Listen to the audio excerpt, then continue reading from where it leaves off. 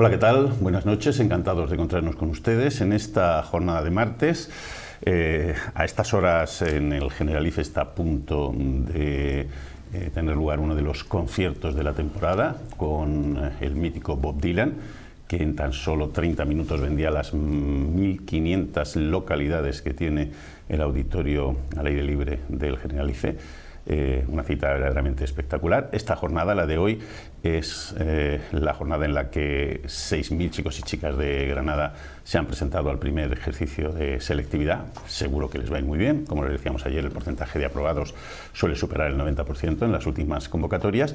Y hoy también es el día en el que Doñana es una de las grandes protagonistas de la actualidad, no solo en el Parlamento de Andalucía, donde esta tarde han empezado las comparecencias en medio de un batiburrillo importante, sino también porque el secretario de Estado estaba en Granada hoy para inaugurar el Congreso sobre Desalinización y se ha referido precisamente a Doñana, asegurando que las cosas se están haciendo por parte del Gobierno y de la Confederación Hidrográfica como se deben. Ha asegurado que la ministra no ha acudido a la comisión de expertos que fue citada por el Parlamento de Andalucía porque no tiene por qué hacerlo. Donde tiene que hacerlo es en el Parlamento Nacional, como ya lo ha hecho. Parece que los únicos que se colocan en rebeldía frente a la ejecución de la sentencia son quienes consideran todos estos informes como informes partidistas. No lo son, son informes técnicos, solventes, que parten de todo el ámbito del conocimiento que hay sobre Doñana. El secretario de Estado se refería precisamente a los informes que se han venido elaborando desde la Confederación Hidrográfica del Guadalquivir, que tampoco ha asistido a la comparecencia en la Cámara Autonómica, toda vez que, ha dicho el secretario de Estado, la Confederación se pronuncia a base de informes técnicos que coinciden exactamente con los del resto de instituciones nacionales e internacionales sobre el asunto. Parece que los únicos que se colocan en rebeldía frente a la ejecución de la sentencia son quienes consideran todos estos informes como informes partidistas. No lo son, son informes técnicos, solventes, que parten de todo el ámbito del conocimiento que hay sobre Doñana.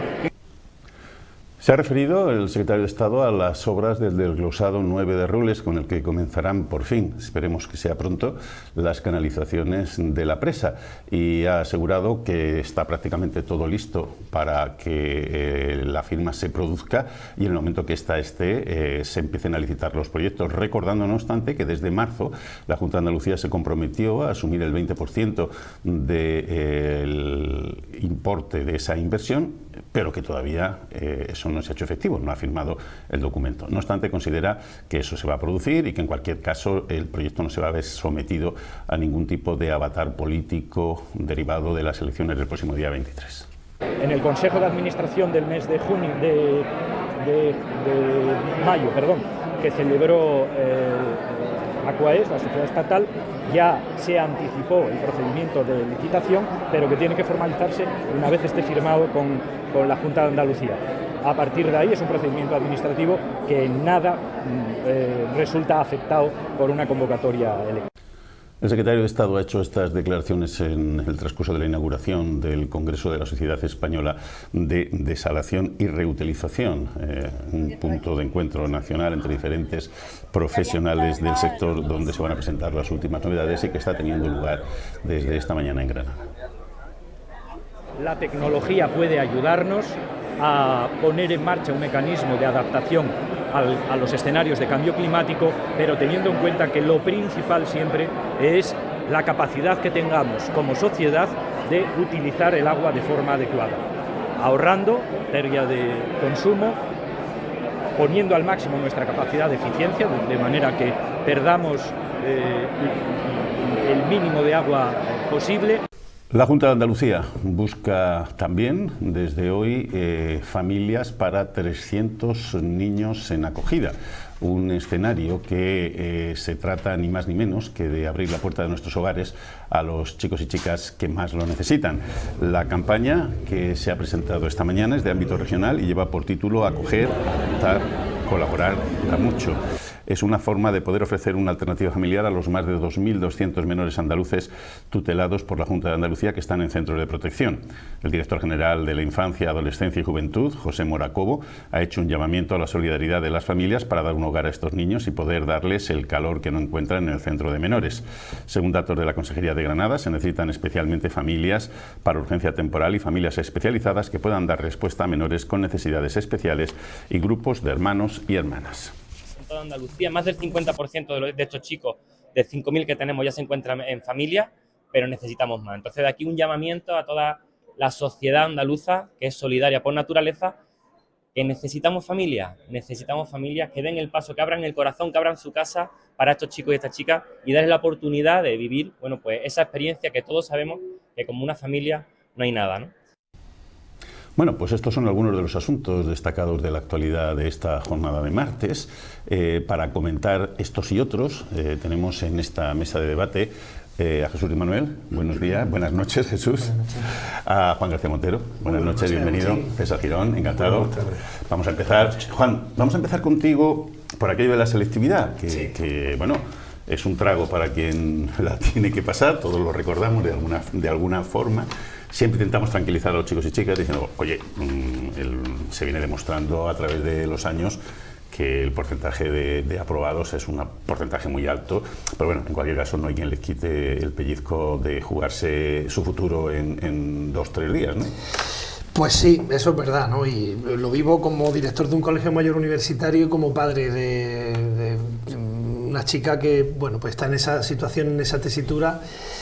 Y es verdad que hay un porcentaje muy alto, Agustín, de personas que superan la EBAU, pero de lo que era la selectividad de nuestra época, de hace ya unas cuantas décadas, a lo que es esta EBAU, el asunto no es tanto aprobarla, sino tener la nota necesaria. Yo creo que, a pesar de que parece que todo se ha flexibilizado mucho y que como que todo es más fácil hacerlo, es muy complicado acceder a carreras como el doble grado de Física y Matemática, o Enfermería, o Medicina, o Psicología, y se necesitan notas que rozan en el bachiller, ya no la EBAU, sino en primero y segundo de bachiller rozan el 9,80, el 10, y la verdad que es un sistema estresante.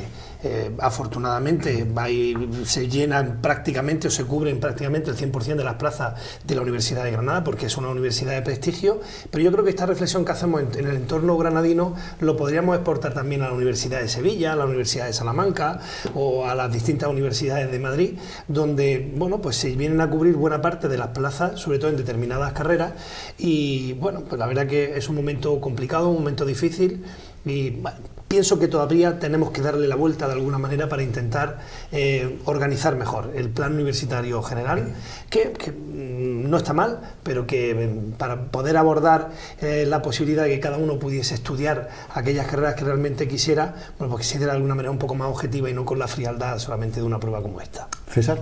Yo opino igual que Juan. Lo que pasa es que creo que ha dicho algo que es importante, que incluso ya de bachiller y antes, donde se empiezan a tener que tener la buena nota, lo cual yo creo que es que debería hacerse la selección antes. Es decir, que no todo el mundo llegara a la universidad, pues no todo el mundo tiene por qué llegar a la universidad. Se está desvelando que la formación profesional en este momento pues, tiene un gran déficit y en este momento hay una gran demanda para ir a la formación profesional y por tanto esa prueba de la EBA pues, se evitaría la manera en que se está realizando y que se sigan esas notas en la medida que hubiese una selección previa de los destinos de los estudiantes futuros, no que todo el mundo llegue a la universidad.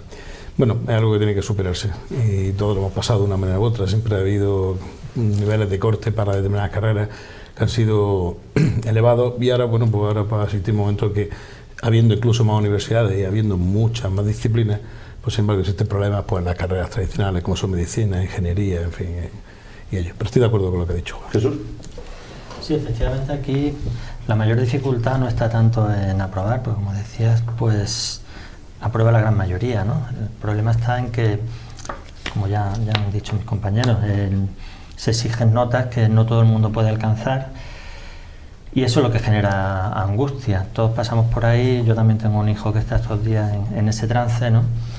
Y la angustia por la que pasan nuestros hijos, pues se nos contagia también a veces a las familias, ¿no? A los propios padres y madres. porque se están jugando mucho, porque a lo mejor tienen el sueño de estudiar una carrera, que saben que les pide una nota, que a lo mejor les pueden faltar unas décimas para poderla hacer o para poderla hacer aquí, se van a tener que ir a otro sitio, a otra universidad, ¿no? Entonces al final sí hay mucho en juego. Y es verdad que siempre ha habido un componente de cierta injusticia en esa prueba, porque al fin y al cabo hay muy poco tiempo entre las últimas clases y el día de esos exámenes.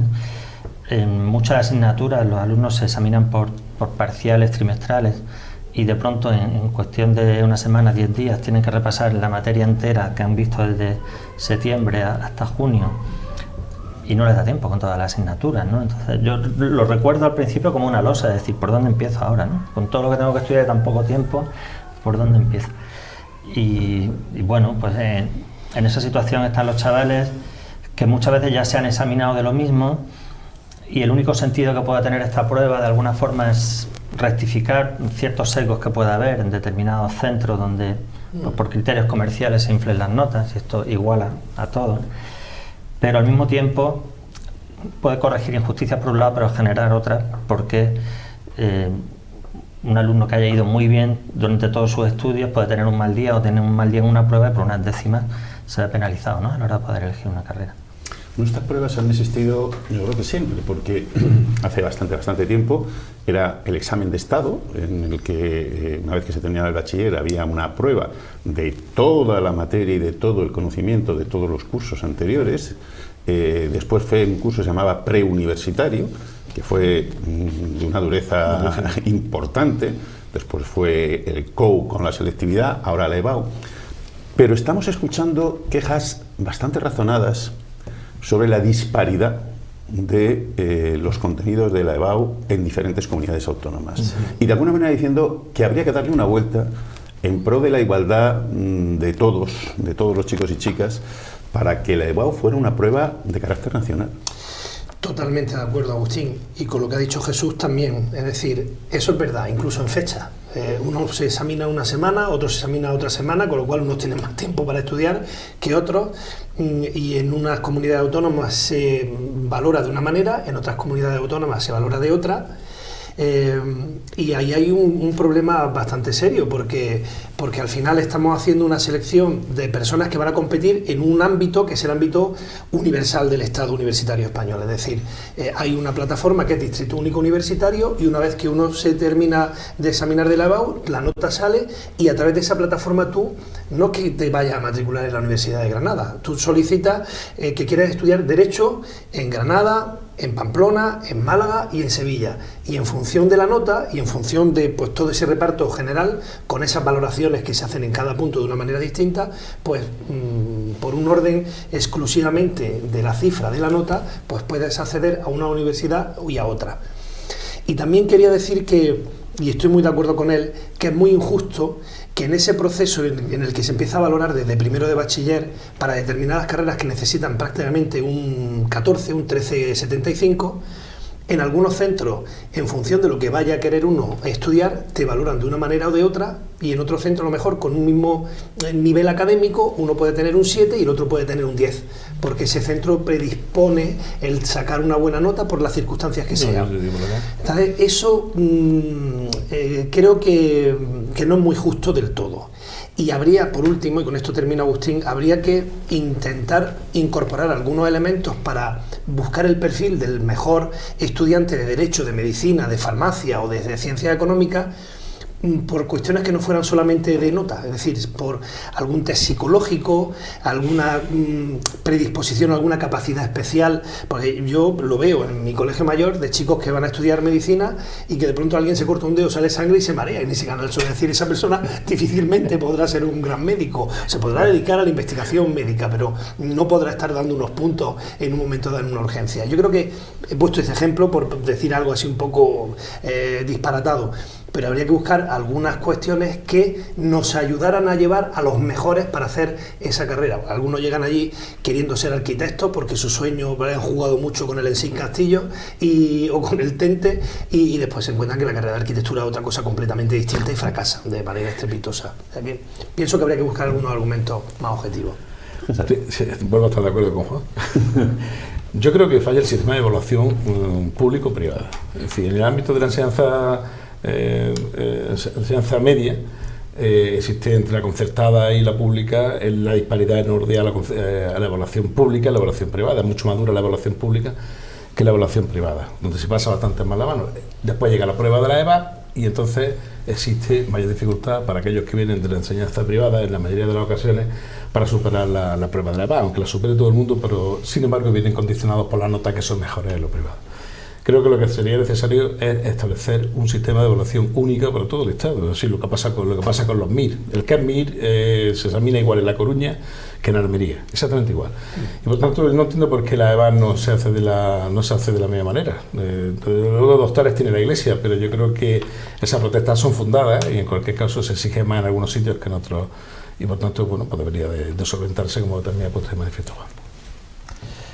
Sí, quizá también habría que separar lo que son esos exámenes. Tú hablabas del examen de Estado, yo creo que era más bien un examen para revalidar el título, para obtener el título de bachillerato, ¿no? Que no es lo mismo que una prueba de acceso a la universidad. Sí, pero si no se puede acceder a la universidad, quiero recordar. Sí, pero es verdad que si miramos el país de nuestro entorno, no es habitual encontrar un modelo como el nuestro, ¿no? Es decir, en Francia, por ejemplo, ese examen es para obtener el título de bachiller. Y es verdad que es igual para todos. Francia es un Estado también mucho más centralista que el nuestro, eso también hay que tenerlo en cuenta, ¿no? Volver a centralizarlo todo en un Estado autonómico garantizado por la Constitución, creo que tiene sus límites también. A lo mejor es más fácil unificar pruebas en matemáticas que en geografía, en historia o incluso en literatura, donde los contenidos pueden variar mucho más, aunque tenga que haber una base común, pero pueden variar mucho más de un territorio a otro, ¿no? Y en Francia, bueno, la imagen típica es la de todo el mundo examinándose el mismo día a la misma hora en todo el país y con un gendarme en la puerta, ¿no? Hasta con un control policial del examen. Sin embargo, el Reino Unido, por ejemplo, tiene un sistema que creo que se presta más a lo que decía Juan, de no medirlo todo por criterios estrictamente cuantitativos de notas, sino que a través de entrevistas, y yo he participado, también he estado en Reino Unido en entrevistas para seleccionar estudiantes de esa manera, pues tú puedes descubrir si las personas tienen el perfil adecuado para los estudios que quieren realizar y obtener en poco tiempo, mediante una conversación rápida, pues a veces más información más interesante que la que te da el propio expediente académico, ¿no? Sobre el perfil de esa persona, esa educación, esos estudios. Y aquí estamos, no sé, se ve que en 40 años no nos da tiempo a inventar otra cosa, ¿no? Se le han dado varias vueltas al modelo, pero al final sigue siendo la misma prueba prácticamente, con pocas diferencias, ¿no? Es verdad que ahora sí se permite más que la nota esté más relacionada con lo que se va a estudiar, porque antes era una nota en ciencias o en letras y la misma para todos. Ahora, según la carrera que vayas a estudiar, pues según las notas que hayas sacado, los contenidos que se relacionan mejor con esa carrera, vas a tener más o menos posibilidades de entrar. Pero aún así, yo también como padre tengo cierta experiencia en el sentido de que en concertar demasiado pronto, y hay países que lo hacen, no me gusta ese modelo tampoco, a edades demasiado tempranas, derivar a los estudiantes por un lado o por otro, tiene sus riesgos, porque muchas veces los chicos con 17 años, incluso haciendo la selectividad, todavía no tienen claro lo que van a estudiar.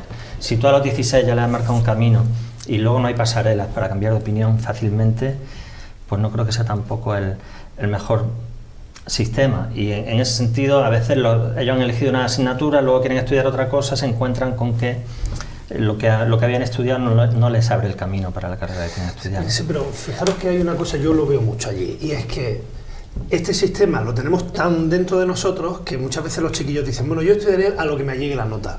Es como que uno puede aspirar al máximo de lo que sea tu expediente. Y eso no es que sea injusto, es que es triste. Que uno que tenga a lo mejor la aspiración de ser un gran dermatólogo... Y que a lo mejor no puede llegar a ser claro, si no puede serlo porque se ha quedado con 3 de décimas por detrás y al final termina estudiando biológica. Qué pena, ¿no? Qué pena que tantos talentos se queden perdidos por ello. Pienso en el mundo anglosajón y creo que las soluciones deberíamos de intentar buscarlas por ahí. Y hay muchos estudiantes que por carácter, por la adolescencia que tienen, la adolescencia cada uno la vive como la vive, igual no son buenos estudiantes en la adolescencia, pero luego sí lo son en la etapa universitaria. Pero ya vienen con ese lastre de la nota, ¿no? Sí. El sistema anglosajón, precisamente, del paradigma en eso, porque hay una separación absoluta entre el sistema público y privado. Tú quieres ir a la privada, vas a la privada, lo pagas, además, y bien pagado. Si te vas a la pública, pues te ayuda el Estado, a la medida que, no sé exactamente cómo hacer el sistema anglosajón, pero el sistema de evaluación es único. De manera que se establece unos mínimos estándares, que son los que hay que superar y todo el mundo lo supera. De tal manera que ahí pues, tú estudias lo privado o estudias lo público, pero al final el nivel de exigencia es el mismo. Por eso sus universidades están entre las 3, 4 y 5 mejores del mundo. Sí. Y se dan casos que conocemos de chicos y chicas que no les llega la nota. No sé quién de vosotros lo decía, el problema ya no está en que no te llegue para estudiar la carrera que quieres estudiar, sino que a lo mejor es que te tienes que ir de tu casa y a lo mejor es que las posibilidades económicas de tu familia no dan para eso, es que se producen y conocemos casos de chicos y chicas que aun habiendo aprobado muy bien la EBAU, vuelven a presentarse para ver si consiguen la nota, ¿no? Sí. Claro. Agustín, es que en Granada estamos muy mal acostumbrados, porque tenemos una universidad extraordinaria. Entonces, para el granadino, estudiar en la universidad es salir de la puerta de tu casa en vez de ir a la calle Emperatriz Eugenia, te vas a la plaza de la universidad y estás estudiando Derecho o al PTS estás estudiando. Eso no es normal, eso es una suerte que tenemos en Granada, siendo una ciudad pequeñita, de 250.000 habitantes más o menos, que casi tenemos 60.000 universitarios. Claro, pero yo vuelvo a decir que tengo la fortuna de convivir en el mundo universitario y veo que unos llegan de Palma de Mallorca, el otro llega de Ciudad Real, el otro llega de Cartagena, otro llega de Almería, y somos una ciudad que acoge un montón de gente que viene de fuera, que es lo normal. Lo normal no es lo nuestro, que es que tenemos la universidad en la puerta de la casa y efectivamente ese esfuerzo económico, si te tienes que ir de Granada a estudiar medicina a otras universidades de fuera, lo tienes que hacer. Pero es que de hecho lo hace, yo diría que el 90%, el 80% de los estudiantes que tienen que salir de su casa, buscarse una residencia, un piso, un colegio mayor, y menudo están los precios de los pisos de estudiantes y de las residencias como para que una familia normalita, con un sueldo normal, pueda permitirse el lujo de tener 1 o 2 chicos estudiando en una universidad fuera de su ciudad. Algo realmente un esfuerzo impresionante. Hoy se acaba de publicar por parte del Boletín Oficial del Estado las ayudas para preparación de oposiciones. Es decir, precisamente las oposiciones aparte ya fuera de la universidad, preparar oposiciones no es barato, es bastante caro.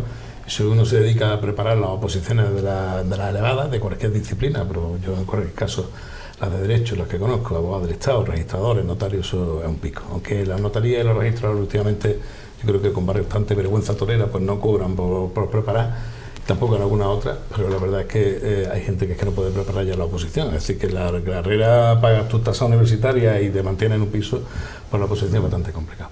Yo creo que hay que dar una vuelta al sistema después de 40 años largos de experiencia y de reexperiencia, como ha puesto en manifiesto Jesús, pues que hay que abordar esto con absolutos criterios de igualdad. El problema es que la igualdad no está. Yo vuelvo a insistir, yo creo que el problema está, lo he dicho en esta mesa en algunas otras ocasiones, empieza el problema mal con la concertada y posteriormente pues se proyecta más hacia el sistema de evaluación pública. Jesús. Sí, efectivamente coincido con César y con Juan. Estamos mal acostumbrados porque tenemos una gran universidad en los dos sentidos, de tamaño y también de calidad, y no es nada infrecuente que alguien que quiera estudiar ingeniería informática aquí o traducción e interpretación, que es donde yo trabajo, pues siendo granadino no puede estudiar en Granada, o sea, que ir a Jaén o a Málaga porque la nota no le ha llegado, ¿no? Efectivamente, a los de Jaén o los de Málaga o a los de Murcia, lo de irse fuera les parece algo totalmente normal y natural. Lo que no es habitual es que en una ciudad relativamente pequeña como Granada tengamos una universidad tan grande como la de Sevilla, con doble en población, ¿no? En cuanto al número de estudiantes. Y eso es bueno porque permite a nuestros hijos en muchos casos poder estudiar aquí, porque también hace que la ciudad sea mucho más diversa, como estaba comentando Juan, por toda la gente que viene aquí a estudiar. Pero es verdad que también hay que tener en cuenta la realidad socioeconómica de Granada, ¿no? Quizá no tanto de Granada capital como de la provincia. Granada capital hemos visto datos últimamente que parece ser que es la ciudad con mayor nivel de renta per cápita de Andalucía, ¿no? Pero la provincia sigue siendo de las últimas de España, mucho desequilibrio todavía entre la provincia y la ciudad, ¿no? Y pensando en la provincia, pues sí que es verdad que es un problema cuando no pueden estudiar en nuestra universidad, ¿no? Los estudiantes. Bueno, vamos a dejar el tema de la selectividad, deseándole suerte a todas y todos los chicos y chicas que mañana tienen su segunda jornada de pruebas. Y vamos a adentrarnos en un tema que hoy está siendo actualidad durante prácticamente todo el día. Han tenido lugar las comparecencias fijadas en comisión para el tema de Doñana, que han traído muchísima polémica, mucha polémica por las presencias, pero sobre todo por las ausencias. y que, bueno, la última de ellas ha sido la de Miguel Delibes, posiblemente el hombre que más sepa de Doñana del mundo, director de la estación experimental, que estaba excluido hasta aquel que dice hace 4 días se montó el pollo que se montó, y al final le han dado 10 minutos para poder dirigirse a sus señorías. César, ¿cómo estás viendo ese debate? Porque el nivel de Miguel Delibes, yo tengo la suerte de haber trabajado incluso con él, estando abuelo, y de un nivelazo, pero un nivelazo, y no es que sepa más que nadie de Doñana, es que sabe más que nadie de Doñana, porque ya muchísimos años allí, ¿no? Entonces no sé cómo ha sido la comparecencia. Lo que sí he oído en la radio, y también ahora aquí en televisión, he visto la intervención de Mario Jiménez y el choque que ha tenido con la presidenta de la comisión y tal, y bueno, es una intervención chusca. En lo político, creo que este tema tenía al gobierno andaluz contra las cuerdas, y en este momento el gobierno andaluz ha visto, tras las elecciones, que ha sacado una gran rentabilidad por las posiciones equívocas, erróneas, no aceptables, como queramos llamarle, por parte del Partido Socialista y el Partido Popular en el gobierno andaluz se ha crecido. De tal manera que sabe que el respaldo por parte de los agricultores y con toda la población de Huelva se le ha puesto de parte a ellos, y se le ha puesto bastante el tema, bastante de cara al gobierno andaluz y bastante mal al gobierno central. Ahora ya veremos a ver lo que pasa con las comparecencias, pero el tema, yo he visto al presidente que ha dicho que la proposición de ley sobre la ordenación de los regadíos en la Corona Norte de Doñana, que está abierto a que haya enmiendas. Es decir, ya no está diciendo como en principio que decía si era necesario la retiramos, sino que vamos a seguir para adelante con ella, ¿no? No sé, yo creo que es un tema que hay que hacerle un seguimiento. La Unión Europea está encima, creo que el gobierno central empezó bien pero se está equivocando, creo que el gobierno andaluz empezó mal pero está empezando a acertar, en fin, no sé, creo que va a dar, no obstante, todavía bastante vueltas, ¿no? Juan. Pues mira, Agustín, realmente es un tema en el que puedo decir que no tengo un criterio claro, o sea, no sé qué pensar, precisamente por lo que decía César, porque he oído argumentos tanto desde una parte como de otra que me parecen de lo más razonables, y también desde una parte y de otra he oído argumentos que me parecen de lo más kafkiano. Entonces, yo pienso que, y de la misma manera que cuando hablábamos del agua en otras noches, hay determinados temas, y Doñana es un tema yo creo que capital para la comunidad autónoma andaluza, hay determinados temas en que deberíamos de intentar evitar hacer política chusca, y César empleaba ese término y creo que es el correcto. Habrá que hacer política de otras cuestiones, pero desde luego no utilizar la maquinaria que te da lugar a la televisión, al Parlamento de Andalucía o a los ayuntamientos, cuando se dice, se ha aprobado una moción, la gente no sabe que las mociones estas en el 99% de los casos no sirven para nada, simplemente para dar la oportunidad a alguien a estar hablando 10 minutos y al siguiente para meterse con lo que ha dicho el anterior. De forma que yo pienso que este es un tema tan importante que deberíamos de depositar la confianza en los técnicos, pero no en técnicos que estuviesen manipulados desde lo ideológico, sino en técnicos realmente especialistas en su materia, personas que tengan un conocimiento absoluto y que deban de entender también, y que se les pueda decir, oye, mira, pasa esto con este sector, pasa esto con los agricultores, pasa esto con el mundo, no sé, de la flora y de la fauna que hay en Doñana, y entre todos buscar la mejor solución, pero desde luego evitar este espectáculo, que es un espectáculo de estar echándose balones unos contra otros en un tema que debería ser un tema de consenso. Jesús. Bueno, yo sí creo que ahí los técnicos que se han pronunciado casi todos coinciden en la misma línea, ¿no? Ha habido unanimidad absoluta. Es decir, aquí hay un problema muy grave de desecación de un humedal que no es solo capital para Andalucía, sino para España y para Europa también, porque es un lugar de paso de aves migratorias que hacen recorridos muy largos entre Europa y África, y que además fue el primer espacio protegido en España, ya incluso en tiempos de la dictadura, ¿no? Es decir, que eso habla ya del valor que tiene en sí. Y aquí el problema de fondo es que, por un lado, pues se ha permitido, como se ha permitido también en la costa, en determinados sitios, construcciones ilegales, pues aquí se han permitido pozos ilegales en la zona del entorno de Doñana que están secando el acuífero. Y ante eso, ¿qué hacemos? O lo cerramos o lo acabamos legalizando, pero eso solo lleva a que se acabe de desecar y se acabe de deteriorar ese espacio tan valiosísimo. Tanto expertos de WWF como científicos, como el propio Miguel Delibes, pues no sabemos todavía lo que ha dicho, pero sí lo podemos imaginar, ¿no? Porque lo que ha dicho en el Parlamento, pero sí ha habido declaraciones previas, los técnicos de la Confederación Hidrográfica. Pero es que hay hasta una sentencia del Tribunal de Justicia de la Unión Europea, ¿no? Con una sanción que le está diciendo a España y en este caso a la Junta de Andalucía también, que no está cumpliendo con su obligación de proteger ese espacio. Yo entiendo que hay que intentar salvaguardar los intereses de los agricultores, pero también entiendo que tenemos que ir a modelos de agricultura pues, más sostenibles. Eso no es que lo digan ya solo los ecologistas radicales, eso lo está diciendo la Comisión Europea desde todas las ideologías que pueden haber ahí, ¿no? Conservadores, socialdemócratas, ecologistas y demás. Vamos a un modelo económico de transición ecológica, de circuitos cortos y de agricultura sostenible que utilice mucho más agua reciclada y no tanto explotar acuíferos, y eso no es demasiado compatible con fenómenos de agricultura tan intensiva como la que hay en Huelva en el caso de la fresa, ¿no? Y además es que si no tomamos las medidas nosotros, al final el problema es que el mercado lo acaba resolviendo, y ya hemos visto, lo comentamos hace una semana aquí, que podía pasar y acabó pasando, ¿no? Ya hay una campaña en Alemania. No, y en España, ahora lo hablamos. Y en España también. Con lo cual al final pagan justos por pecadores, porque los que sí están teniendo una explotación respetuosa, con pozos legalizados y con controles, pues al final no van a tener un sello que distinga esas fresas de las otras.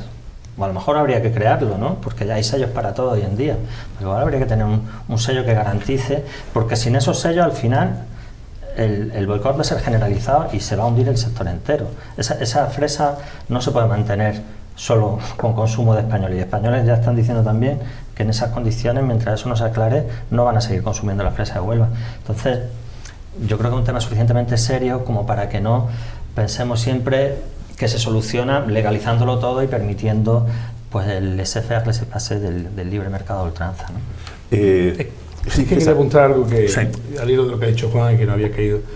Yo he trabajado mucho con la Confederación Hidrográfica. Cuando estuvo cedida en la comunidad autónoma durante más de 1 año, y posteriormente a favor y en contra, porque realmente la posición es nuestra. Entonces, cuando el secretario de Estado, Hugo Morán, habla de que ha habido informes de los técnicos de la Confederación Hidrográfica, a mí me induce a pensar de que los informes están bien hechos. Es decir, los técnicos de la Confederación, un organismo de cuenca que lleva funcionando 100 años ya ininterrumpidamente, y los técnicos son técnicos muy cualificados y que no se mueven realmente porque le digan el informe en este sentido o este no. Pero es decir, si hay agua, si no hay agua, si hay sobreexplotación o si hay pozos clandestinos, estoy casi con seguridad seguro que los informes técnicos son absolutamente impecables. Por tanto, eso es lo primero que quería decir. Lo segundo, al final, hombre, aquí decimos, bueno, ¿qué prevalece? ¿El recurso humano, el trabajo, la hora de, en fin, la fresa, la producción de la fresa o el recurso natural? Bueno, aquí muy cerca en Granada, en el Padul, no sé si se recuerda, en la colina de Granada, pues ahí estaba una cantera que al final el Consejo de Gobierno, entonces el Partido Socialista, declaró que era preferente en la explotación de la cantera sobre el recurso natural, y al final hubo sentencia del Tribunal Superior de Justicia diciendo que prevalecía el recurso natural sobre la cantera, y nos quedamos sin la cantera y sin el recurso natural. O sea, dos cosas. Es decir, que estas cosas, de acuerdo como ha dicho Juan y de acuerdo como dice Manuel, vamos a informarnos bien, vamos a hacerlo bien, porque Doñana no solamente afecta a Andalucía, afecta a toda Europa. Es que es el mayor humedal de Europa, y no solamente por la especie a la que afecta, sino que están también dentro de nuestra propia cultura. Y finalmente, lo que hemos vivido en Huelva y lo que hemos tenido procesos en relación con Doñana, porque al final Doñana, en el entorno donde se encuentra principalmente la provincia de Huelva y también de Sevilla, pero especialmente Huelva, Doñana es algo muy importante. Algo tan importante como si dieran aquí pues Sierra Nevada. Es que Sierra Nevada pues, realmente marca el contexto de la provincia entera, ¿no? Entonces, esa tensión entre el productor o el que debe de vivir cerca de Doñana y lo que significa Doñana es una cosa que no se acaba de solventar nunca. No se acaba de solventar. Yo recuerdo, hace ya muchísimos años, que yo estaba por allí y al final, pues estoy viendo que es exactamente igual. O sea, siempre es la tensión del acuífero, que si no, que si se afecta a Doñana, que si el paso por el parque, en fin, en cualquier caso yo creo que aquí los informes técnicos son absolutamente decisivos, y el cumplimiento de las normas. Muy importante lo que acaba de decir César respecto a la Confederación Hidrográfica, para que ustedes se sitúen, porque no tienen por qué saber cómo y qué es una Confederación Hidrográfica. Los técnicos de la Confederación Hidrográfica son funcionarios de carrera a los que no les va a poner ni les va a quitar un gobierno. Es decir, tienen absoluta independencia. El gobierno de turno lo que va a hacer, en todo caso, es nombrar a su presidente, que no tiene capacidad de interferencia sobre esos informes de la Confederación Hidrográfica. que en este caso son demoledores, en el sentido de decir que no hay agua, que no hay agua posible para poner en carga esas hectáreas de riego. Eso es lo que dice la Confederación, como lo dice ADENA, como lo dicen todas las organizaciones. Pero me ha llamado mucho la atención la comparecencia del presidente de la COAG, que es una organización agraria nada proclive a las tesis de un gobierno de izquierdas. Por eso quiero decir, es una organización muy importante, pero con parámetros más bien conservadores. Y ha venido a decir eso, es decir, no se puede regar. No se puede regar si no queremos cargarnos definitivamente el cultivo, como decía Jesús, pero yo creo porque y perjudicar muy seriamente a los productores que tienen sus riegos legalizados y que saben los litros de agua que pueden destinar a esto, ¿no? Yo creo que la COA, la Confederación de Organizaciones Agrarias, responde a un sector profesional, bueno, un sector empresarial de la agricultura serio.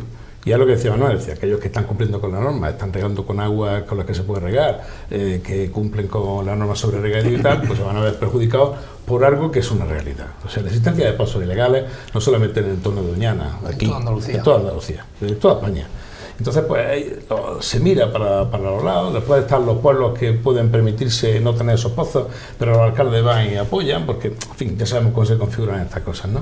Por tanto, el que COA haya dicho eso, que precisamente, igual que Asaja y una otra confederaciones agrarias, no son precisamente más tendentes hacia la izquierda, pues yo creo que es bastante importante y otro punto más que pone de manifiesto que algo debe estar pasando para que exista el revuelo que hay. Y muy importante lo que ha recordado Jesús de Manuel también, el boicot a la producción fresera de Huelva no nos llega de Alemania, empezó en Alemania, pero es que ya son cadenas de distribución españolas las que han dicho que en estas circunstancias no van a vender fresas de Huelva. Y es que aquí pagan justo por pecadores. Claro. Pues sí, Juan. La verdad que es un problema serio. Porque eso es, pagan justos por pecadores, empresarios agrícolas que tienen todas sus plantaciones perfectamente reguladas y con todos los permisos para utilizar el agua de una manera sensata y razonable, van a perder la posibilidad de poder comercializar su producto sin que se les quede en cámara frigorífica o lo vayan a tener que terminar tirando. Desde luego que entre el mundo de la agricultura está complicado, entre que no llueve, que las cadenas de venta al por mayor de la alimentación utilizan sus capacidades y sus redes de distribución para dejarle a ellos el menor de los márgenes cuando tienen que soportar el mayor de los gastos. La verdad que la situación es complicada. Ya lo que faltaba era una cosa como esta y que mañana pase con la pera y pasado mañana pase con la uva. Entonces nos cargamos al sector de la agricultura porque ya el aceite va de capa caída y es lo que nos faltaba, Agustín. Y no estoy defendiendo esto ni mucho menos porque algo tan importante como Doñana debe de estar por encima de todo. Pero no debe de dejar de preocuparnos esta circunstancia y esta situación porque aunque sea de una manera muy infantil o muy poco responsable, son personas que lo que buscan es tener un medio de vida y una manera de... quizá lo que ha faltado aquí es previsión, regular las cosas antes de que esto pase así, porque esto es algo que ha explotado en una circunstancia de una sequía donde las alarmas se han disparado. Y esto es, en este momento, dentro de 3 años se volverá a reproducir, porque a lo mejor tendremos un par de años donde llueva un poquito más, pero a la larga, si esto no se soluciona desde ya, y esto debe de ser un toque de atención, el problema se puede convertir en algo gordo. Ojo que este no es un problema imputable a un gobierno del Partido Popular, sí la proposición no de ley, o de ley, pero esto es un problema que viene de muy atrás. Es decir, que no se nos olvide que esta historia tiene décadas sin coger el toro por los cuernos y solucionar un problema que, claro, se ha ido agudizando. Jesús. Sí, yo creo que porque, bueno, César lo apuntaba un poco, ¿no? Ha faltado regulación en un sector que ha crecido muy rápido, el de la agricultura intensiva, tanto en Huelva como en Almería, podríamos decir, que con circunstancias distintas, pero fenómenos parecidos de crecimiento muy rápido y de falta de regulación. Hemos hablado del tema ambiental, pero no hemos hablado de otro tema muy preocupante, tanto en Huelva como en Almería, que es el problema social, de en qué condiciones está trabajando la mano de obra, de esos incendios cada 2 por 3 de los asentamientos, de cómo viven en chabolas, en infraviviendas, personas que vienen a trabajar de fuera. Y yo creo que ahí está faltando pues una regulación, porque no nos podemos permitir un país avanzado como es España estar dando esa imagen que al final la gente a la que le estamos vendiendo esos productos pues acaba informándose de esas cosas porque llega un reportaje de televisión y lo cuentan cosas que a lo mejor aquí ni siquiera salen en los medios, pero en Alemania, en Francia, pues sí están saliendo, ¿no? Yo creo que un país moderno como este tendría que tener mucha más inspección en temas laborales y quiero recordar que cuando en estos últimos años se han empezado a hacer inspecciones, a veces ha habido organizaciones agrarias que han salido como una sola persona a decir que eso era una injerencia en sus negocios, y yo creo que cuando una organización está tranquila porque la mayoría de sus miembros están con todo en regla, no tendrían que tener ningún miedo a las inspecciones. Cuando se producen esas reacciones, uno se preocupa más todavía, porque dice, si quien representa a todos los agricultores o la mayoría está diciendo que no quiere inspecciones, es que algo tienen que ocultar, no solo unos pocos, sino muchos, ¿no? Bueno, pues eso ha pasado con las inspecciones de trabajo que se están empezando a hacer. Creo que se tienen que hacer más todavía, y creo que también en el tema del agua hay que controlarlo mucho más, si no al final vamos a acabar, ya digo, hundiendo el propio negocio. Bueno, vamos a hacer una pequeña pausa y vamos a hablar un rato de política, porque estamos en la cuenta atrás de cara a muchas cosas, de cara a la constitución de los ayuntamientos el próximo sábado, pero de cara a las elecciones generales que tenemos a la vuelta de la esquina.